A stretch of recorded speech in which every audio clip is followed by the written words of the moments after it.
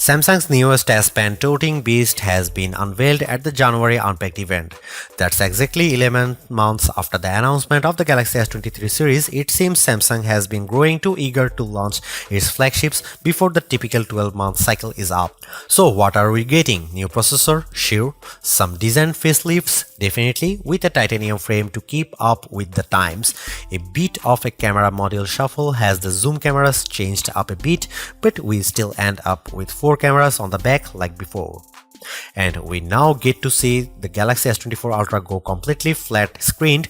There's just ever so slight arc at the edge of it, so it fuses into the frame seamlessly. Samsung has been reducing the edge curve over the past few years. If you are still a fan of it, it looks like the Galaxy S23 Ultra may be your last chance to get a phone with an edge screen for a while. The good news is that we do expect Samsung to keep selling the S23 Ultra as a reduced cost model over the next year. But back to present times, Samsung has launched a trio of Galaxy S24 device, and of course you can expect a Galaxy S24 review and S24 Plus review as soon as we put them through the full slew of benchmarks.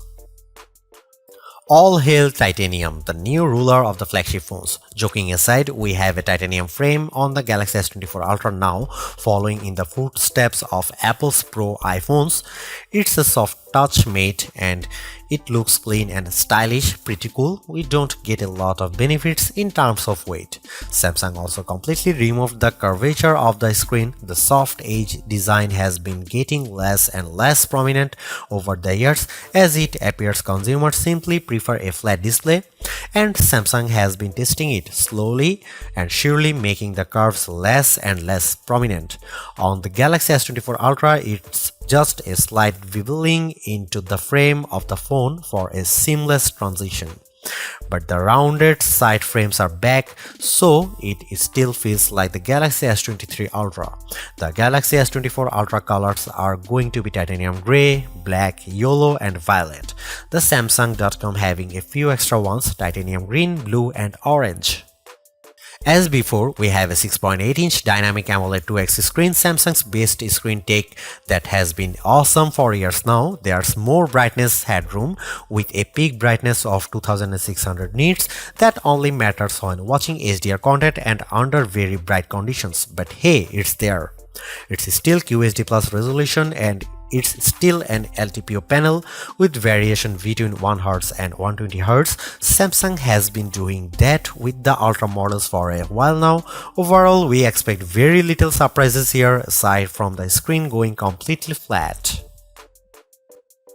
Okay, we are back to having a 200 megapixel main camera and a 12 megapixel ultra-wide camera, and then 2 zoom cameras, a 10 megapixel zoom camera with a 3x telephoto lens and 50 megapixel one with a 5x lens. You may have noticed the 5x camera replaced with 10x lens of yesteryear. Apparently, Samsung is going to be using the high-res 50 megapixel sensor and some AI trickery to achieve the same or better results with it. The Galaxy S24 Ultra will be available with a brand new Qualcomm Snapdragon 8 Gen 3 mobile platform for Galaxy all over the world instead of having an Exynos variant as in years past. And yeah, that's the full name apparently. Samsung and Qualcomm are continuing their partnership, and the Snapdragon in the Galaxy S24 phones will be a bit more powerful than the Snapdragon other phones get, or at least slightly overclocked. For what it is, Snapdragon 8 Gen 3 is an extremely powerful processor, no doubt, one that enables the AI trickery that the S24 can do with pictures and live translations. We recently reviewed the Asus ROG Phone 8 Pro, which has the Snapdragon 8 Gen 3, and it crushed benchmarks. Of course, we have to test Samsung's optimizations before making a blanket statement here.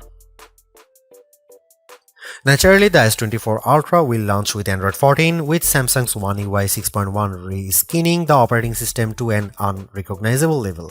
Not to say that's bad, One UI has grown and evolved over the years to not only be feature-packed but also user-friendly. So long as the user does spend time with the phone, there are quite a lot of things to do with it, like split-screen screens, which you can save and recall at any time, floating your windows, taking long screenshots or nothing on your screenshots with the S Pen. Ah yes, the S Pen suit comes with even more features like controlling the phone with air gesture from the stylus, using it as a mouse cursor when hovering, and of course writing and drawing. With One UI 6.1 we get the following AI features: live translate during a phone call, chat assist in Samsung keyboard, generative photo editing, circle to search with Google, note assist will summarize notes, format messy notes, summarize voice recordings from recorder. We are curious to see if these AI features will expand throughout the year and if they will trickle down to older Galaxy phones. In another record-breaking statement, Samsung now pledges to 7 Android OS updates and 7 years of security patches. If we are getting this right, it means the Galaxy S24 Ultra will get Android 21. The Galaxy S24 Ultra will come with the same 5000 mAh battery as before. Thus far, the Ultra flagship has had an okay battery life. Definitely not bad, definitely not a record breaker, but dependable for a full day. It also won't be pushing any charge speed limits, with wired charging at 45 watt and wireless 15 watt. Currently, our expectations for the Galaxy S24 Ultra are that it will be a very good phone with powerful hardware, good camera and dependable battery. We don't expect some head-turning new features or improvements, so we are curious how far those AI tricks can go and how often Samsung will add new ones. That is to say, we don't think that Galaxy S23 Ultra owners will be rushing to upgrade to it, but it will definitely be a killer phone for newcomers. But we will see, we have to run it through our performance benchmarks and camera tests to draw a final verdict. Thanks for watching, see you in the next one.